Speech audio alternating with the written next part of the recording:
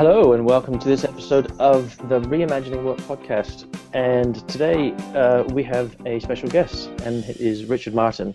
Richard Martin is a writer, editor, and consultant, and an all-round wonderful man, and very interesting, and has some great ideas to share. So I'm looking forward to this conversation a lot. Are you ready? Yes, I am. Thanks for the Great. welcome. You want to say a hello, Rogier? Yeah. I was waiting for you to give me the opportunity, but yes, hello. Hello, Richard. Hello. Good to have you on board. Thank you. Well, You're welcome. you're very welcome. So I introduced you as a writer, editor, and consultant. You have recently started up a business called Genesis. I wonder if you want to say a little bit about that and anything else about yourself to introduce yourself. Okay. Well, started life as a freelancer this month. So I took the name Genesis because that's the handle I've been using on Twitter and other social platforms. So that's what people know me as. The background to the name, Indolo is actually a regional symbol from the southeast of Spain, and it's of a little man holding a rainbow, which is supposed to protect you from the elements. And it's actually originally a cave painting, a rock painting. So it's really from ancient man, and the reason I chose that is I used to live in that region of Spain as a child, and it's just got personal memories for me. But also I'm a strong believer in history, culture, the fact that we use the past as a scaffolding for our present. So everything we do now, we're learning from the past and building on it. So that was one of the attractions of Indolo. Genesis has two meanings really.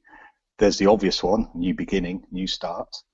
But also, I'm a passionate cyclist, and the road bike brand that I use is Genesis. So I alighted on the cycling link by putting the two together. Mm. One of the things I enjoy about your writing, Richard, is you're incredibly articulate and fluent. It's very beautiful to read, and you bring in everything that you've just mentioned, really. And I think that's really important these days, that you narrate things that are going on in the world of work, but you bring in cycling, and you bring in history, and you bring in culture and music and film, and I know you're passionate about film as well. You're currently co-writing a book around generalism in the workplace, and I'd like to hear a little bit more about your ideas of generalism, because it's one of those words that can easily get misunderstood or misconstrued, but I know you have a particular take on it. Well, I do. Generalism can be misunderstood. It can be used as a way of misaligning people and denigrating their capabilities. There's a particular model which it shows a specialist as in terms of a graph as sort of hitting this high peak, and a generalist just as flatlining. That's not my approach to generalism at all. And I guess the approach that Kenneth Mickelson and I are taking in exploring the value of the generalist in the workplace is really thinking of the polymathic generalist, somebody with a number of deep skills. So I've used this term called WWW people, which has again two meanings really. So one is about having breadth and depth of skills.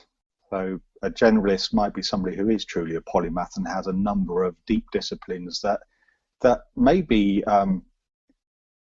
don't seem to belong together, but they use them as a way of cross-pollinating ideas. And it's very different to the traditional T-shaped model that we see taking place in a lot of individuals' careers, where they have one deep specialism, they progress up a corporate ladder as they develop this particular area of interest and particular skill set, and then they hit a management position, and then they sort of plateau and they get some shallow, broad management skills as well as their deep specialism, and therefore you get this T-shape.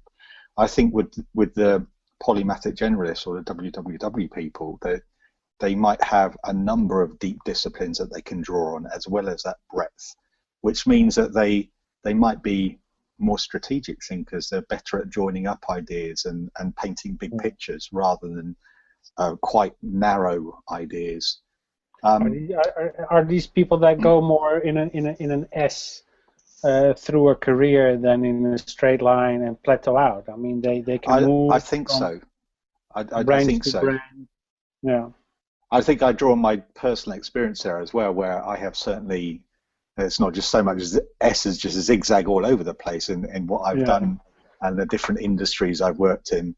John mentioned film earlier. I'm a film academic by background, and that was going to be my original career. I was going to go into academia and teach film history. But in the end, I went into freelance writing and editing in the 90s and then teaching myself how to code websites. I worked in web content management and consultancy. I then worked in the public sector for the NHS in the UK and for the IVF regulator. So I was in more regulatory, legalistic kind of roles. I've been in sort of information knowledge management, change management, and the role I've just left was actually in the rail industry. So another completely different sector again, working for a non-profit organisation. So I've zigzagged all over the place, and I guess I've had opportunities to acquire different skills, apply different interests, but I've also found ways of joining those together. So John was mentioning my writing earlier and how I bring different things to play. That's partly because of this broad range of interests, but partly because I don't see work as being this self-contained separate system away from the rest of life. It's all integrated. And I use my interests in sport or in literature and film and art as lenses through which I make sense of work. Yeah, true. Yeah, I'm a car enthusiast, like so many others, and I always try and come up with metaphors that are car related in order for me to understand something. So it's kind of and I don't write about it though, but it's something that I usually do when I talk about something or explain something. That I use a car metaphor because it's the most predominant thing.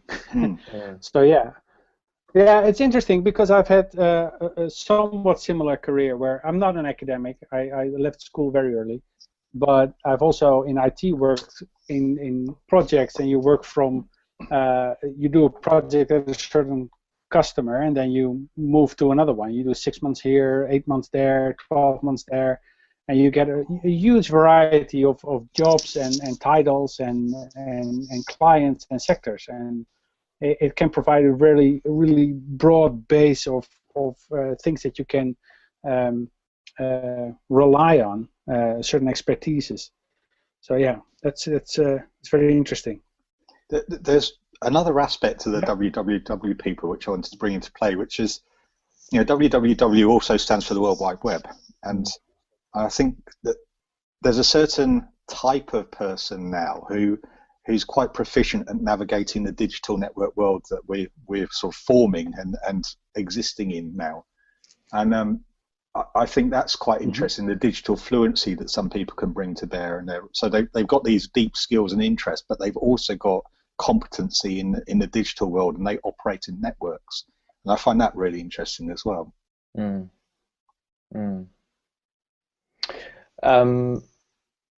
I'm just listening to both of you sort of describe your work-life trajectories, and sort of thinking it probably makes absolute sense to you when you look back.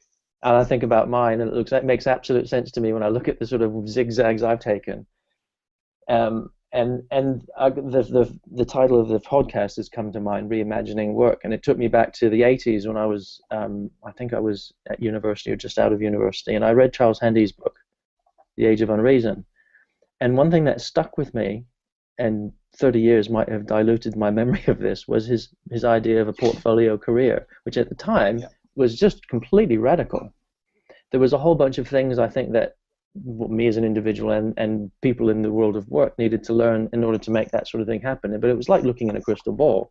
And I look back at my career, listen to you describe yours, you two, and that's kind of what you've got this sort of portfolio, but it's more meaningful than just I want to do lots of things. I mean, I know from your writing, Richard, that you are very considered in the sorts of ideas that you put out, and I know from conversation with you is that you're a great thinker. To my mind, you make meaning of things.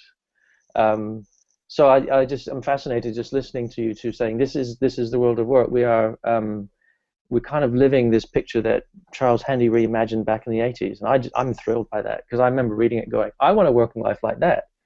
But I'm probably just going to end up getting a job, but Well, I think that's been one of the attractions for me about going back to the freelance life, the potential to enjoy a portfolio career again, and to actually, if I want to write about film, to do that. Yeah. And if I can work with organizations and help them and do consultancy work, that's great too. And if I can do more writing work, fantastic. But to have variety is really what I crave. And I haven't necessarily been able to do that in some of the jobs I've had over the last several years. In terms of it making sense, the career I've had, I think it makes sense retrospectively. You can structure your own story, but in the moment, it probably doesn't make sense at all. That's right. And I think there are many people within our communities and our networks who talk a lot about serendipity and curiosity, and I think that's been a driver behind some of sort of the left and right turns that I've taken during my career.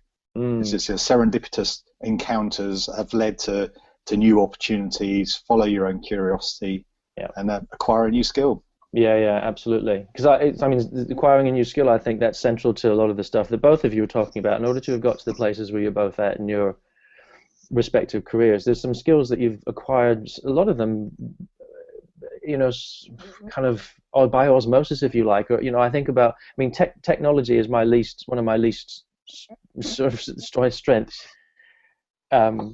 But even I have had to learn what the word download means, which in the 1980s probably didn't even exist for the average person. And I've had to actually learn how to download. So there's some basic things that, in order to live in the world of work, we've had some skills that we've had to acquire. And I'm thinking now about how you take your WWW people concept and thinking as a consultant. What are the skills or the things or the bits of knowledge or information that you think people could do with in order to get hold of this thing that you're working on? Before I address that question, can I just go back to a point you make? Yeah. It's,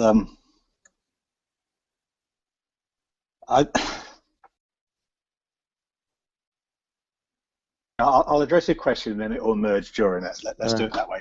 So one of the things I want to talk to organizations about is the fact that we've landed ourselves in an era of hyper-specialism.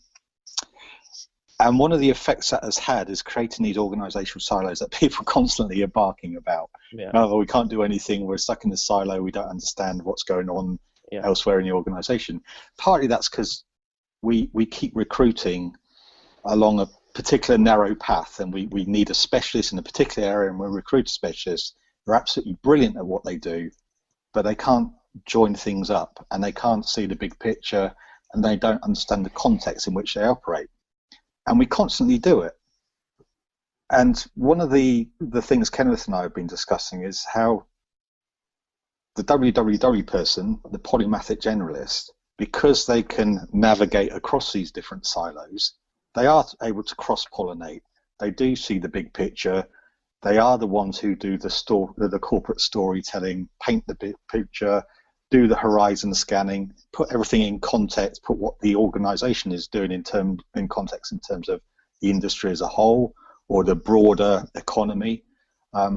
So it's making organizations understand that there is a role for different kinds of individual in an organization, and that if we continue to follow some of the practices that we have done over the last number of decades, then we'll never break that pattern. We'll constantly go back to a very transactional form of recruitment where we have a cookie cutter shape idea of the gap we need to fill. And so in looking at new recruits into our organization, we're only looking in terms of that cookie cutter. We're looking backwards. We're looking at what did you do in the past and what are your qualifications, rather than what is the potential for the future. What would you add to the team that we already have in place? What dynamic opportunities do we have by bringing you into the mix? So it's always rear view mirror stuff rather than looking through the windscreen and the going forward and potential.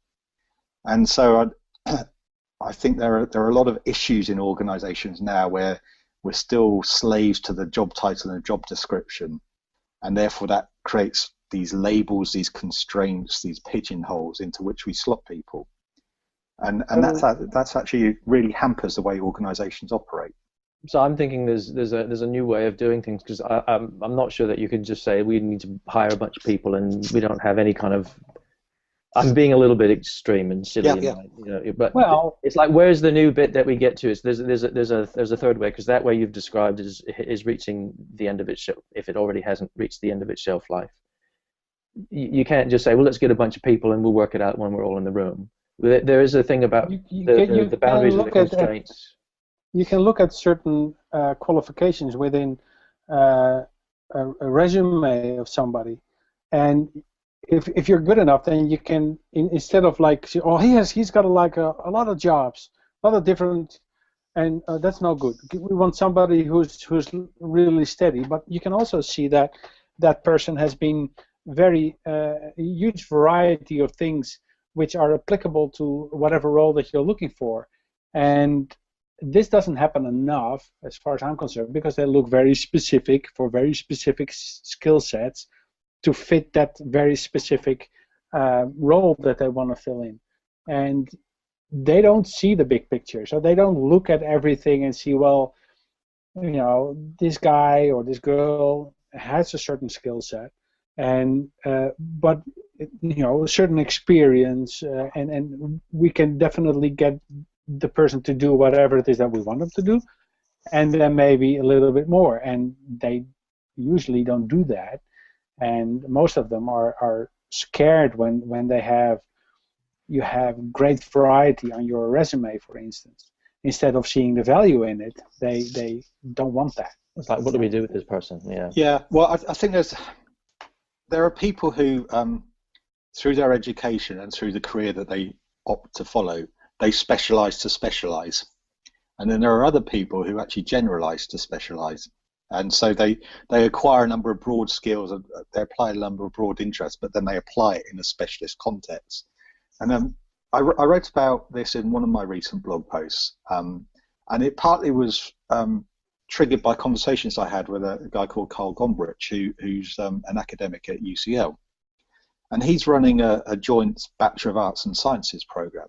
And I find it fascinating that you've got people going into the academic environment who have the opportunity to work with faculty to structure their own degrees, rather than having to follow a preset program. So if they've got an end goal in mind, working with faculty, they can put together a generalist range of subjects to then apply that. And I made one up in the post, but it was about somebody who wants to work in East Africa, and it's about water sources and providing pure water for the local populace. But what could they do in terms of the academic work they did before they acquired a job? And what could they put together? They could study languages, they could study environment, they could study geography and geology and elements, put all of those together. So you get this broad range of generalist subjects packaged together to actually specialize in the future. Whereas you get some people that go through their academic careers and then their subsequent work careers where they are going to be a specialist in recruitment, for example. And that's what they do. They do work that's all about recruitment, and then they apply. Well, some of that work now is going to get replaced by software, or it's under threat by software. So suddenly these people, what do they do next? The generalist, they've got other things they can draw on. The person who's hyper-specialized in their career is suddenly under real threat of, what do I do now? And this idea of purpose gets raised then. What's my purpose? If my purpose has always been this all through my career, all through my life, this is what I do, and now a machine can do that. And this goes back to a point I wanted to raise a few minutes ago in response to one of the things you said, which was, I mentioned in the 90s, I learned how to code websites. Now, I taught myself HTML, CSS, I was hand coding websites. It's not a skill I need anymore. I've got that basic understanding. But we've got access to things like WordPress and stuff. So I was a maker in the 90s, Now I'm just using somebody else's stuff. It's all been automated for me. I just drop in my content. So going back to this idea of acquiring skills, you lose them as well because there's no place to practice them. Sure. They go absolutely. I mean, that kind of fits within a model that a lens I see the world through. That they get rusty. They fade into the background when they're less used. I think of old skills I used to apply when I was a teacher back in my early days, and when I sometimes daydream to those years, I go, that's right, I used to do this, and I used to be able to do that really well. I'd have to really work hard to bring that back to into my repertoire. Yeah, absolutely. Yeah, and I lived in Spain as a child. I was fluent, and then I lost it all. Yeah. My first degree is in Spanish, and I acquired another degree of proficiency in the language again. I wouldn't say it's all gone, but I would struggle to have a meaningful conversation now in Spanish. I could probably read it, but to talk it would be, I'd really have to think about it. Yeah.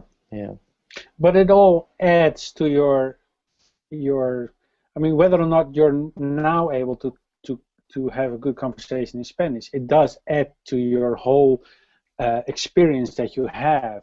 I mean, everything that you've learned and any skills that you had or have lost or whatever, whether or not you're very proficient in them at the moment, they do add to the whole thing. I mean, your understanding of WordPress is better than that of the next person. I was going to point at John, but better than mine, absolutely. But it's true because you have a certain knowledge of how HTML works, how CSS works. I mean, if you would want to change anything on your website or tweak it a little bit here and there, you'd be able to do it. And so, everything that you do does add to your experience, your personality, and your ability to learn other things and to adapt to certain environments that you get into. Oh, absolutely. And I believe that is something that's very valuable for in a corporation where you have people who, instead of having that one very specific skill set, and they might be very good at it, but as soon as there's a shift one way or another, that person is going to be redundant really quickly.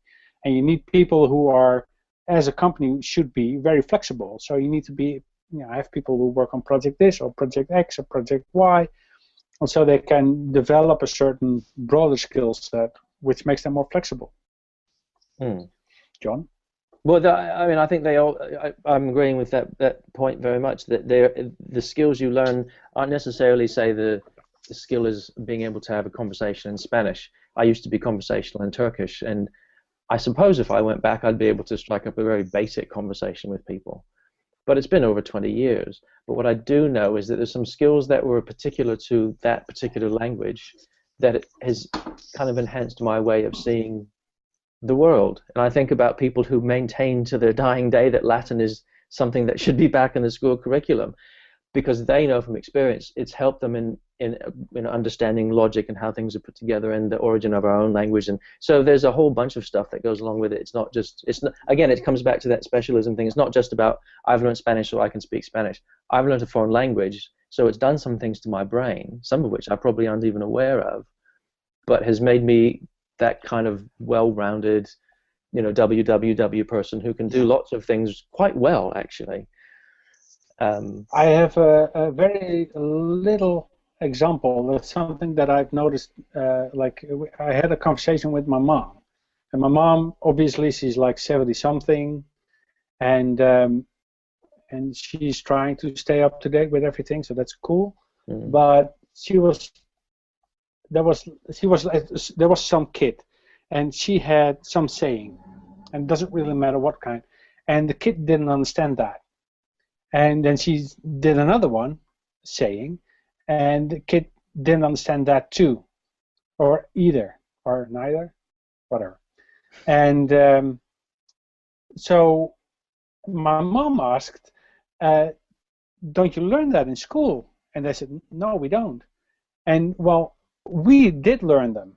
And I believe that sayings, some go real years back. I mean, decades. They're really old, and I think it's an enrichment of the language. And it's a way to learn about metaphors and other stuff.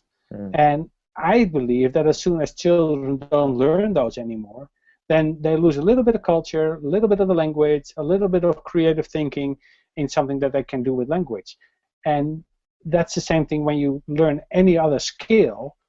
Everything you do adds to the whole. And I found it very sad that kids in school don't no longer learn those kind of things. I mean, I think it's valuable. Absolutely. I mean, we have to be very careful. One false move, and we become grumpy old men in this conversation.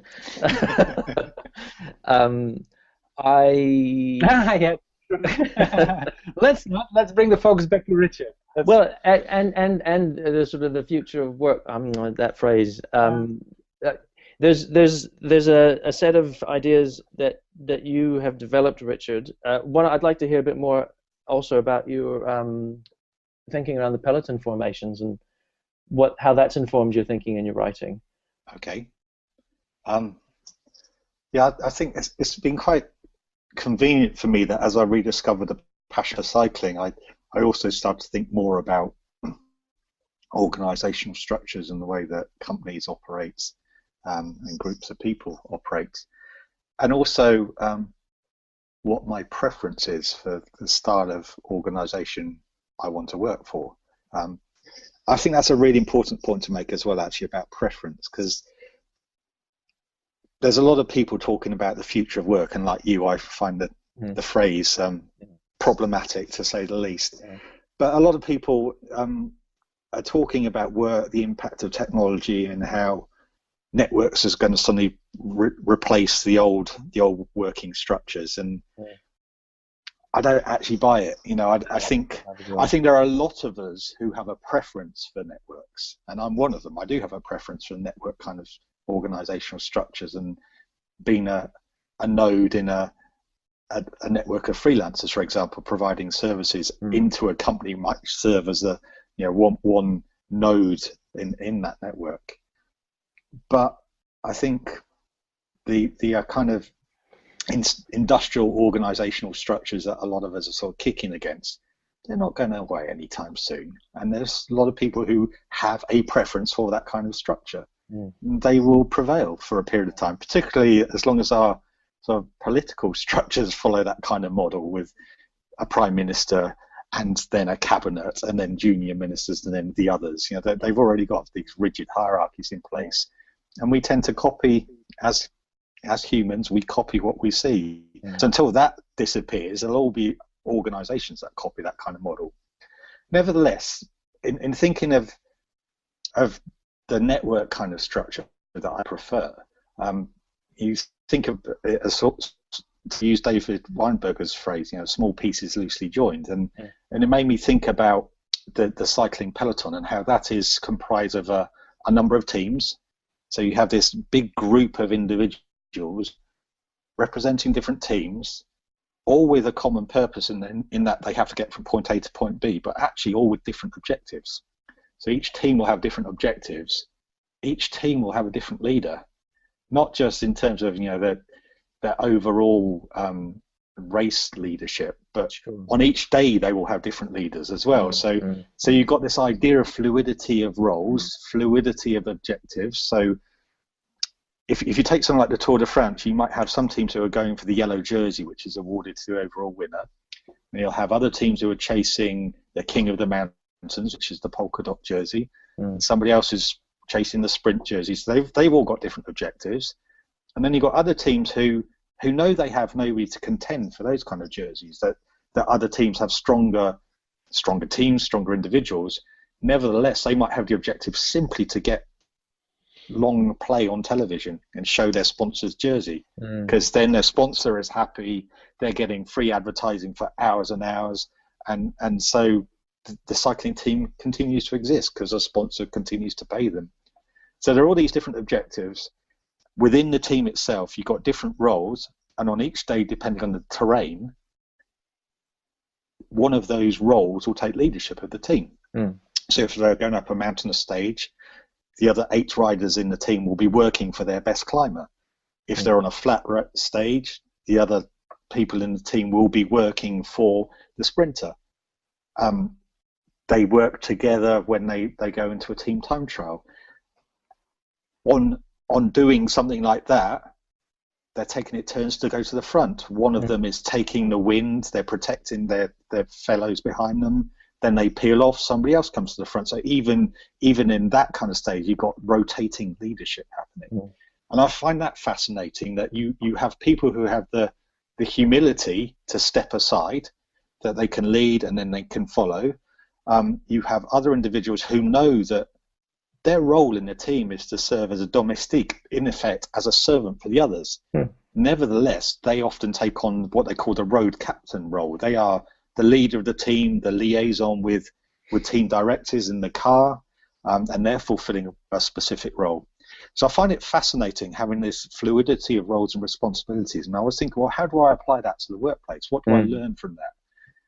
And I think of the kind of role I fulfilled over the last several years, where I might have been working on a number of projects simultaneously. And on some of those projects, I might be the lead. And on others, I might be following somebody else's lead. And on yet others, because of having expertise in one particular area, I might simply be providing subject matter expertise. So actually, some of that kind of structure already exists in the workplace. But people don't see it because they're tied to a job title and job description. You are head of this.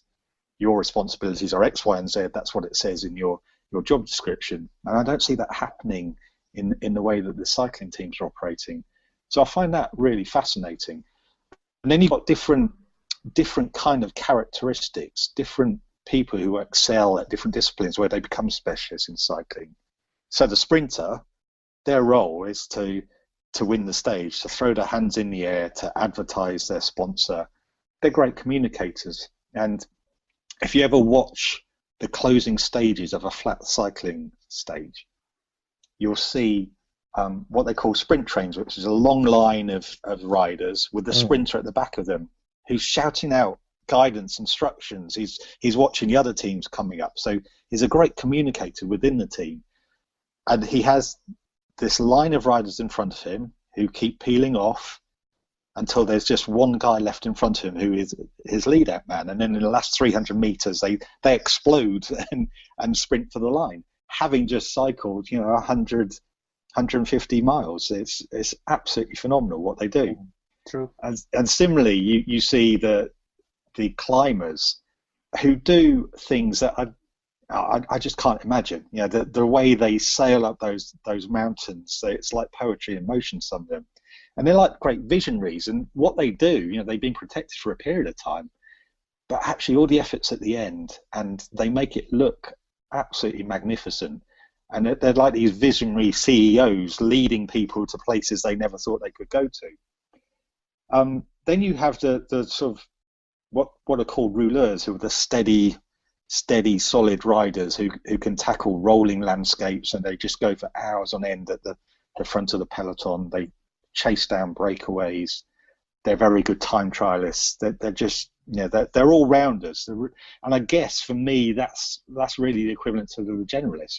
They can excel, but they normally put themselves in service of others rather than being given the chance, and they win a stage, right? Absolutely. And then you've got what are known as the baroudeurs in French, as sort of the attacking riders, who basically they don't give a crap about anybody, and they will attack the rest of the peloton continuously. They're the ones who often instigate the breakaways. There's a guy called Thomas Verkler, who French rider, who is he's very famous for his gurning on the bike. He is absolutely loved by the cycling fan because he just has this devil-may-care attitude. He's hated by the fellow cyclists, though, because he just inflicts so much pain on them by constantly attacking, getting in breakaways, making them have to chase after him. And that's what's exciting to that spectator, what's excruciating for the other people in the peloton. But for me, they're the change agents. They're the ones who don't care, who will give it a go, who will really try and challenge things. But then you look at sort of the cycling event itself, and you realise the cyclists are just one system in a whole bunch of interacting systems, just as work is. So you have the organisers who have to organise the whole route. You have towns who are hosting the beginning and the end of the stages. You have media flitting in and out of the race on motorbikes. following them in cars, hovering above them in helicopters. You've got all the road infrastructure in place, so you've got to control the fans so they don't spill out on the road. You've got to take into consideration all the road furniture, so the roundabouts, all the traffic lights, the level crossings at railway lines. Yeah, so you've got all these competing things, and then you've got the weather systems as well. So it could be snowing, it could be absolutely scorching, the road could be melting. So all these different interacting systems, which I find fascinating as well. And then, in addition to the riders, you've got all the supporting staff for a cycling team. You've got the former riders who are acting now as directors of the team, who are providing guidance and advice, working with the riders to give them a loose framework to operate under on any given day. You've got the supply chain. So you've got people making bikes. And you might have big manufacturing companies, or you actually might have small specialist makers. And I find that interesting, sort of craft against big industry, those two things coming into play. So I think cycling offers a lot of metaphors that I'm looking at, exploring, and seeing how it applies to the workplace. And that's another book project I'm working on at the moment. And it's a great idea because it's you can visualize it very well. I mean, everything you're talking about, if you've ever watched the Tour de France, I don't watch it all the time, but I've had like one summer where I didn't have anything to do, so I just watched the whole thing, and then you get really into it. Then you start seeing things that you normally won't see if you just watch like only a small bit of it. And especially when there's somebody who explains everything that's happening, so you understand what's happening. So you can visualize it very well.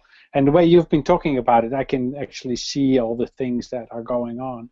And it's a good metaphor. Yeah, I like it.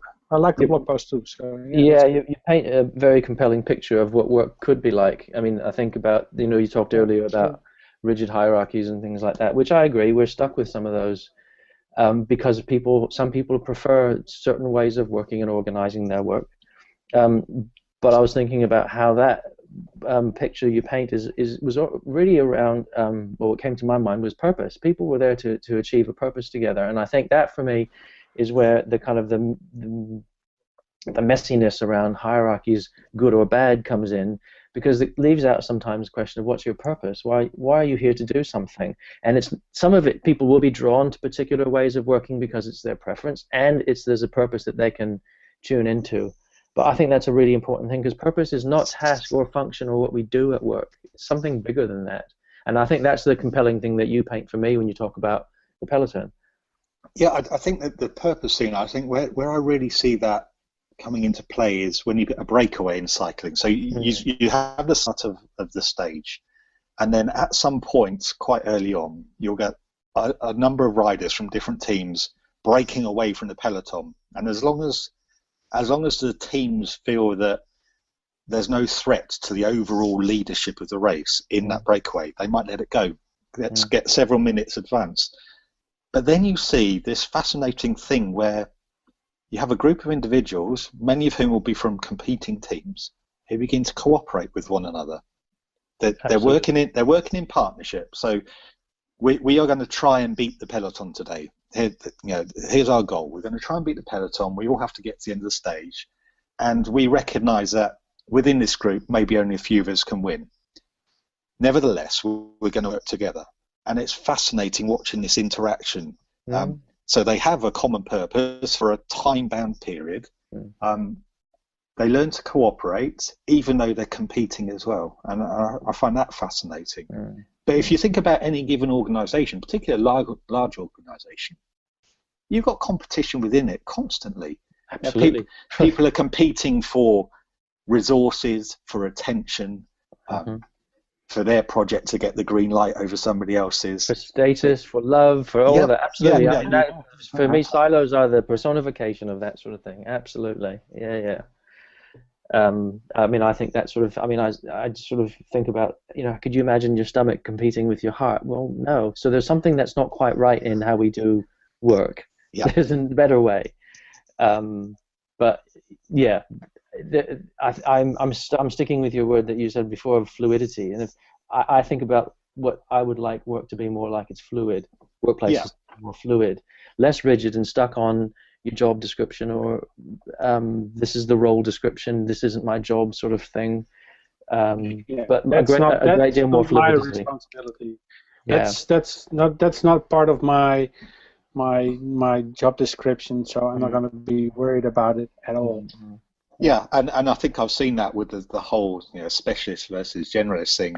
I think people who lean towards a generalist, the job description is the way they get through the door, and then they throw it away. That's right. Whereas a specialist is the person who lives and breathes their job description, and if it's not in the job description, then I ain't doing it. Mm-hmm. But one of the attractions of the peloton metaphor for me, and one I'm still exploring, is that it represents the responsive, adaptive organization, and I find that really so. It's not just about the fluidity of roles and individuals within it; it's about the organization as a whole. As a whole, yes. And how it responds to external factors. Yeah. And if you think in the corporate context, the biggest external factor you should be taking into consideration is the needs of your customers. Because if you're not responding to those in an effective way, then you're not going to last. There just won't be a need for your company anymore. You'll disappear. Yeah, I know a couple of people who should listen to this. Mm-hmm. But I still like the peloton metaphor, because it's also where you have the teams, like you said. Certain teams will go for the yellow jersey, for the green jersey, for the polka dot jersey, or whatever. So there is definitely a certain strategy. They have their business goals. Yeah. But as soon as a stage starts, there's no telling what's going to happen. You lose a certain amount of control, because you don't know the weather, you don't know whether or not somebody's going to escape that you didn't count on, and escapes with a couple of others and are a little bit faster than you anticipated, and you just can't catch him, or you just start chasing them, hunting them down a little bit too late. And so a lot of flexibility is demanded within the race itself in order to obtain the business goals. And and that's I think something that right. I was just going to say that to that point, that there are two other factors in play there, and one's about mastery. So you've got the individuals who are absolutely masters of what they do, the cyclists themselves, but you've also got autonomy, which is a really important factor as well. And so you get situations where teams will have an objective and they will plan for it, but only in terms of quite a loose framework. And again, I find that really interesting. That I felt through my time working in organisations, I'm far more attracted towards frameworks than I am to policy and procedure, because I find that too restrictive. And so you watch how some of these cycling teams apply their loose frameworks, and it's really interesting, especially when they achieve their objective. So the really good example is the teams that Mark Cavendish has been a part of. So he's one of the top sprinters in the world, and he was identified quite early on that he was the man who the Great Britain team would work for when the World Championships happened in Denmark a few years ago. And they took about 2 years planning for this, and they'd meet regularly, even though you had all these individuals who cycled for different teams. They were being brought together, discussing, working with the supporting team, thinking about how they would work together to achieve this particular objective. Nevertheless, on the day of the race itself, it's all down to the cyclists actually out on the road. And so they're operating under this loose framework. They know their objective. They know they each have individual roles to fulfill, but they still have to react to everything that's happening around them. What are the other teams doing? What are the conditions like? Actually, we were going to put this guy in the front with so many laps to go, but we need him on the front now because we need to close down this particular situation. And they delivered. It all worked out. They got Mark Cavendish to the last corner of the race, ready for a bunch sprint, and then he did his piece. And then you see teams that Cavendish has ridden for before. So there's a team called HTC Columbia, which no longer exists. Fascinating situation in the 2009 race. They're cycling on the southern coast of France, which is particularly windy. And what they decided to do was send ahead of the race a former cyclist and the team owner. So they went out in their car, followed the route, took into account the weather conditions, and then reported back by radio to the director sportif in his car, who relayed the information to the cyclist over radio. And then it was down to them to make decisions. How are we going to do this? So they still got a degree of autonomy. They're getting guidance, they're getting information, but they're choosing as a team, as a collective, how they're going to apply this information. And what they opted to do is there was a particular sharp bend in the road, and they knew when it was coming up, and they decided that rather than being buried in the peloton, they would all go to the front of the race and just ride as fast as they could. And the effect was they completely fragmented the peloton, and they and a few others just rode away and won the stage. But it's about reacting to the situation and having the freedom to do so, rather than being constrained. And I find that you see that a lot in cycling, and to be able to apply that in a workplace. Going back to the idea of a breakaway as well. I think about projects, for example, and if you're operating in a modern way of working, if you think the future organisation might be slightly smaller than it is at the moment because certain functions have disappeared, they're replaced by software, you're bringing certain specialists in to hold the fort. But then you might be operating with a network of freelancers who you're bringing together to do pieces of work. So you end up with the equivalent of the breakaway. You are forming a team, time-bound, to deliver a piece of work.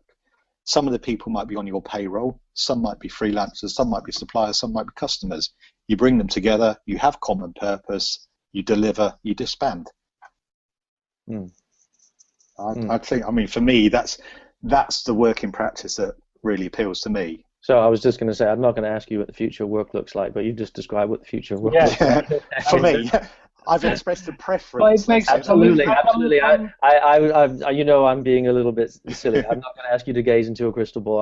I have a similar reluctance to use the phrase, but it's there. One of the things that Roger and I like to do is reimagine work. That's what we call it, reimagine work. What would it be like if? What if? So you reimagine work. You've got a preference that you've set out there.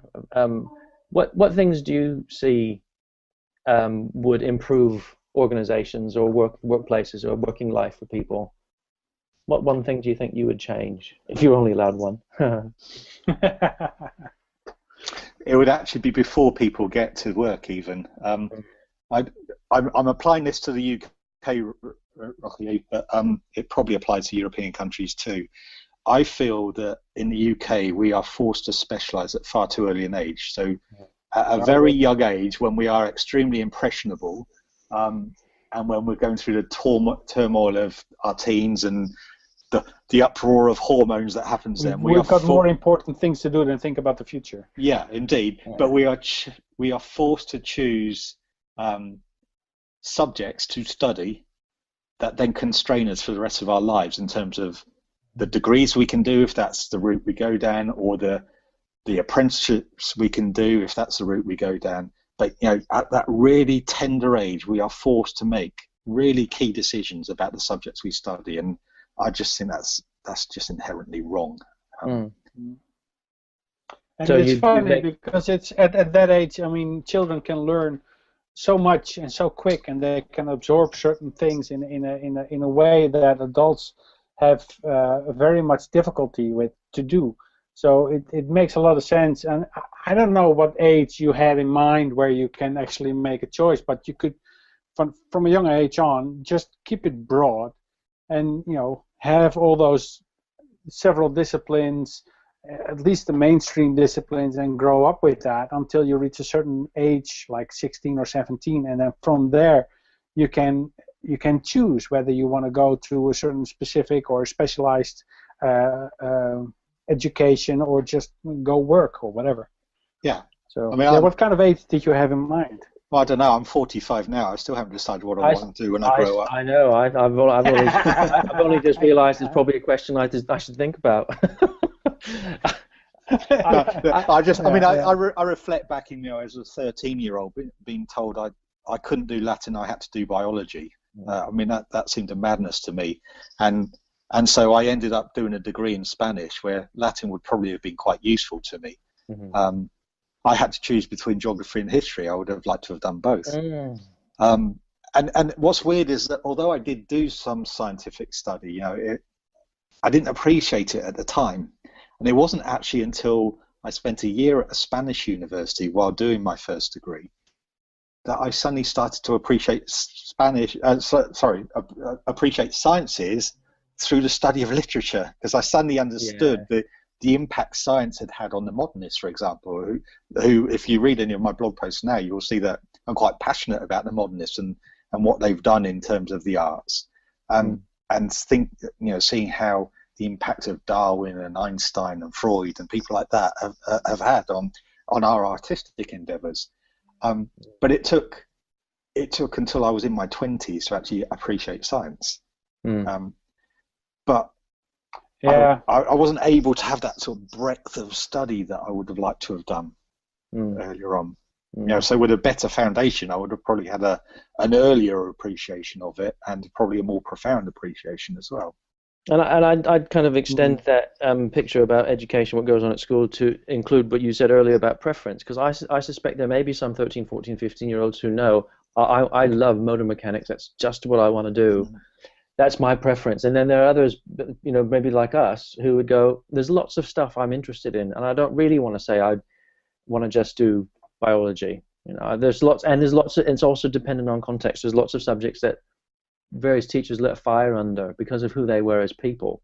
And I remember a particular chemistry and physics teacher who lit a fire under me around that.